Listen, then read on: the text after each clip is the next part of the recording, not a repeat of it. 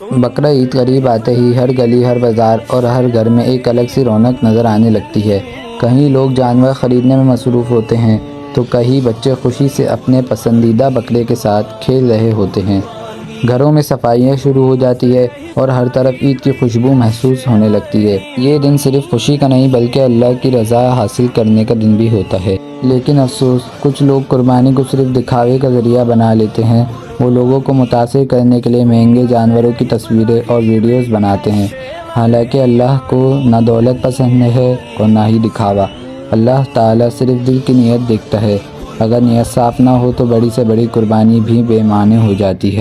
قربانی ہمیں حضرت ابراہیم علیہ السلام کی یاد دلاتی ہے، جنہوں نے اللہ کے حکم کے سامنے اپنی سب سے عزیز چیز قربان کرنے کا ارادہ کر لیا تھا۔ یہ ہمیں سکھاتی ہے کہ اللہ کی رضا سب سے بڑھ کر ہے۔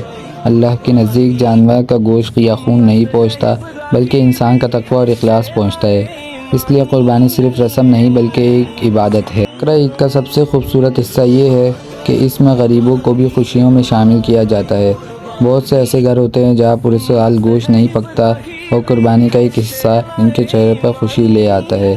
یاد رکھیں، کسی ضرورت مند کے گھر خوشی پہنچانا بہت بڑی نہیں۔ اس عید صرف جانور قربان نہ کریں، اپنا غرور، نفرت، غصہ اور برے رویے بھی قربان کریں۔ لوگوں کے لیے آسانیاں پیدا کریں، رشتوں میں محبت بڑھائیں اور دل صاف رکھیں، کیونکہ اللہ کے نزدیک اصل قربانی دل کی ہوتی ہے۔